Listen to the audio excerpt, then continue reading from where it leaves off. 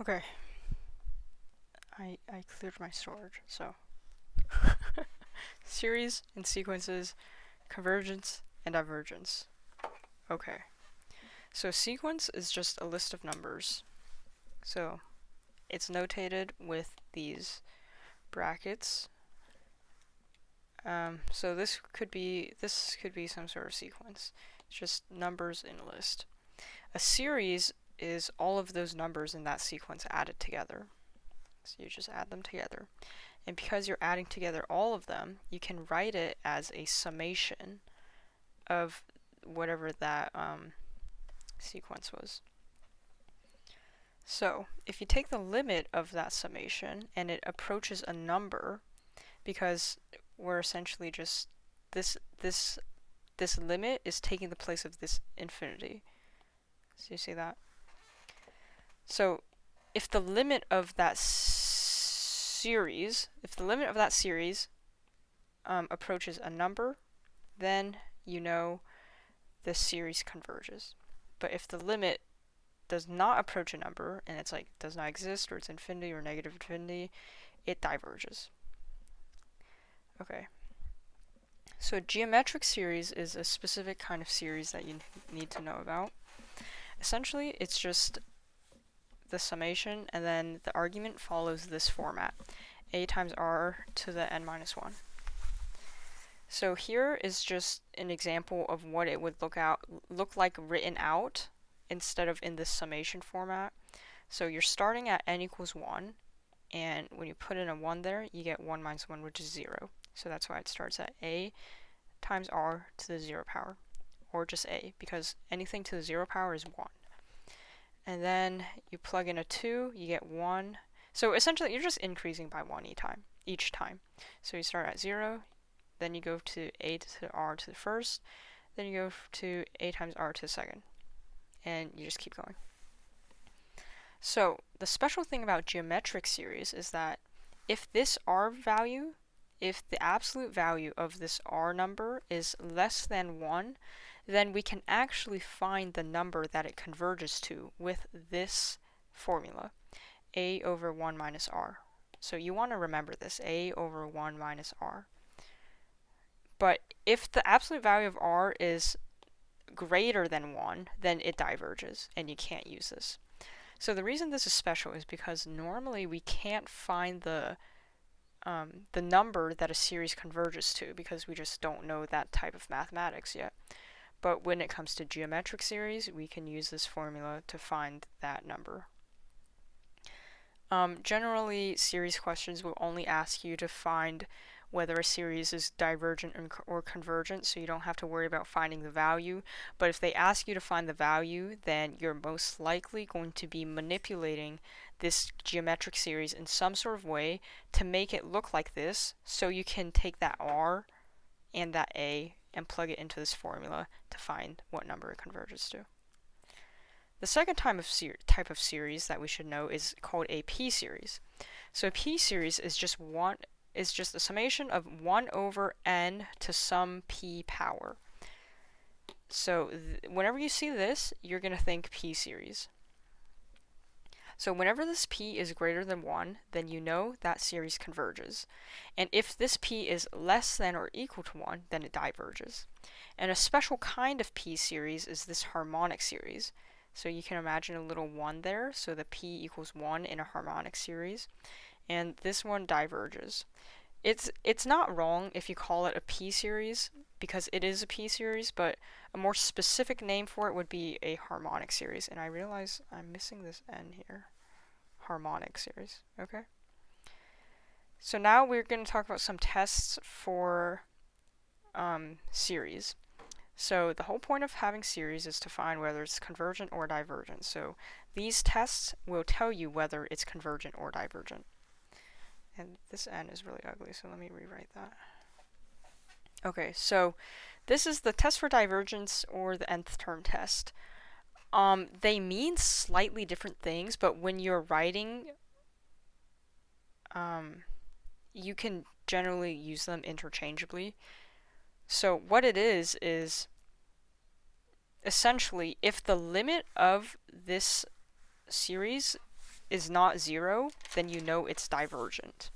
But if it's equal to 0, if this limit is equal to 0, oh, like this, then you know it could be divergent or it could be convergent.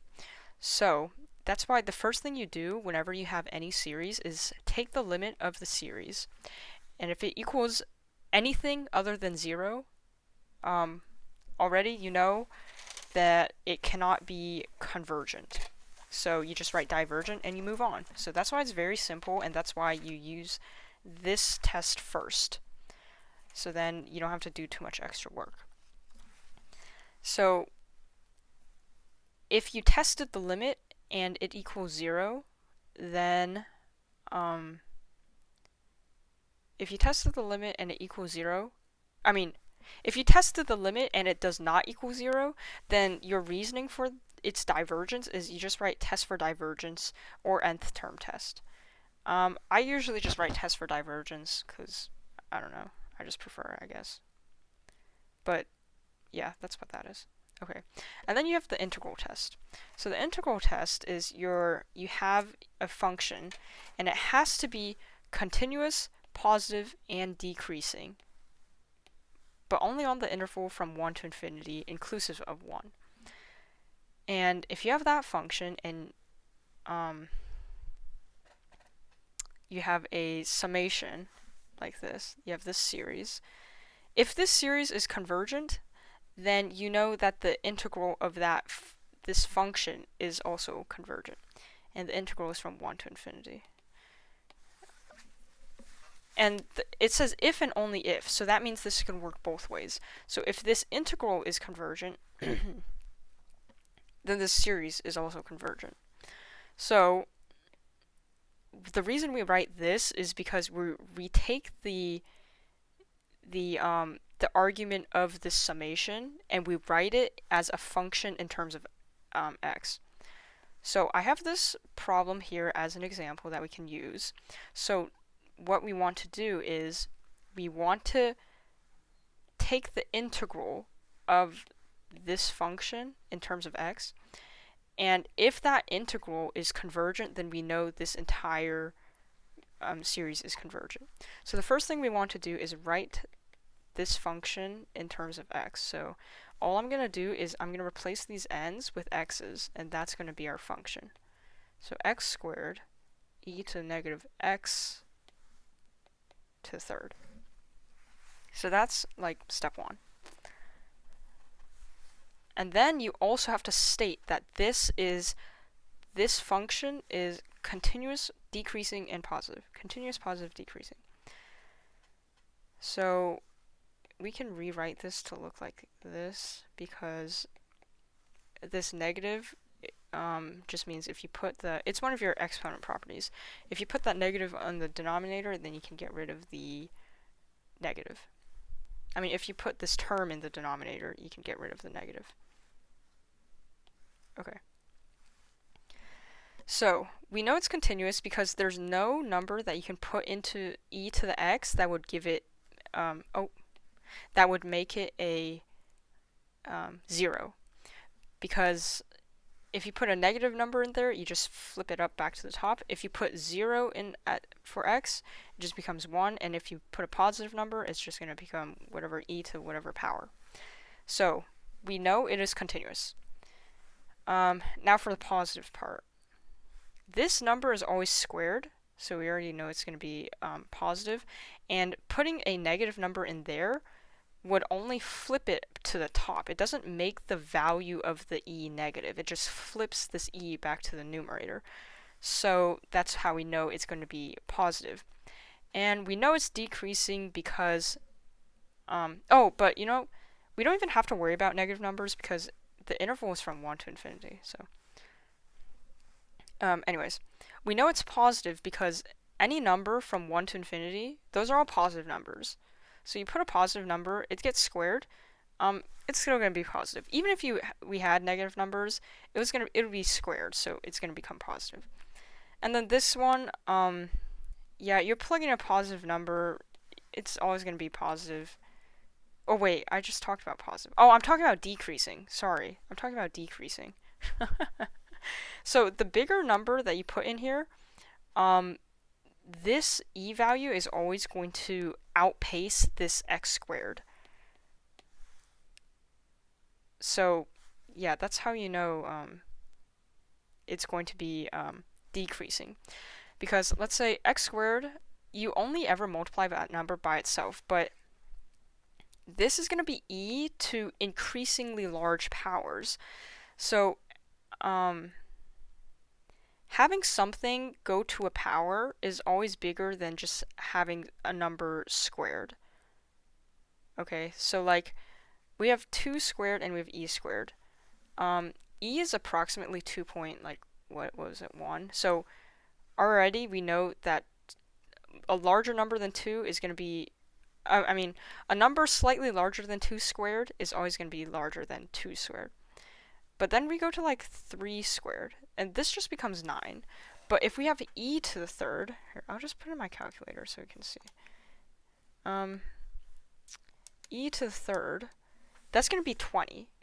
So it's like 20.08. Okay. So e to the third is already much larger than this 9. And then we have like a 4 squared, and that's just going to be 16. But if we have e to the fourth, that's 54. So this one grows exponentially because of you're increasing the exponent each time. So the number is going to increase exponentially. But this one, they're just squares. They're just squares of each other. So yeah, that's why this number, the e to the whatever power, is always going to be bigger than the numerator. So if this, so I'm going to erase this. Okay, so if the denominator is always bigger than the numerator, and the denominator gets bigger faster than the numerator, then we know this function is decreasing. So we're just going to write a little statement. F is continuous, positive, and decreasing. Oh, on the interval. Because we only care about this interval. So there we go. And now we can use the integral test. So all we want to do for the integral test is take the integral of this from 1 to infinity. 1 to infinity of x squared over e to the x cubed. And don't forget your dx. Okay, so you see this infinity in our bound. So that is an improper integral. That makes this integral improper. So we don't want to have like something like infinity or negative infinity in our bound. So what we do to bypass that is we set this limit, we set this integral with a limit. So we want to use a different variable from this variable in here and this x variable here. So I'm just going to use t, because why not? So t approaching infinity. And this t is going to take the place of the infinity, but it's still going to infinity because of this limit that we have here. And then I'm just going to write in my integral.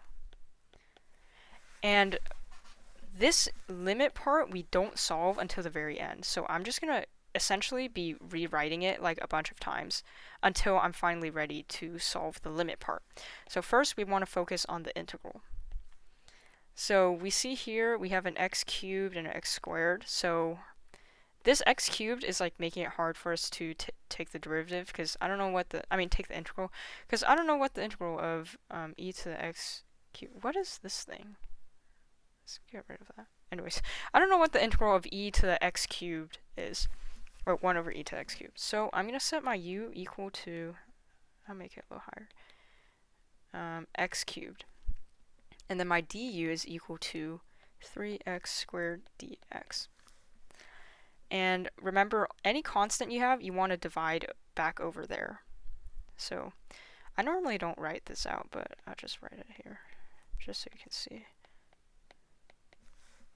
So now what we're saying, so I'm just going to rewrite this because I'm not ready to solve the limit part yet. So now what we're saying is this x squared and this dx is equal to, if I wrote a 1/3 in front, and replace this part with a du. And the reason I write the 1/3 in front is because I want to take my constant out into the front of the integral, so the integral itself is a lot simpler. Okay. And another thing is, whenever you do a u substitution, you also want to change your bounds. But I don't want to change my bounds right now because it's just going to become like a big mess. So what I'm going to do is I'm going to take the integral like it's an indefinite integral. So like this is what's happening in my head. I have, with the u sub, I made it into 1/3 e to, or 1 over e to the u du. So I'm going to take the integral of this, and this becomes, this 1 over e to the u is the same thing as 1 over negative u. I mean, this 1 over e to the u is the same thing as e to the negative u. So when I take the integral, this is the same thing. Let me switch this negative and the 1/3. Negative 1/3. Okay, so this is this integral.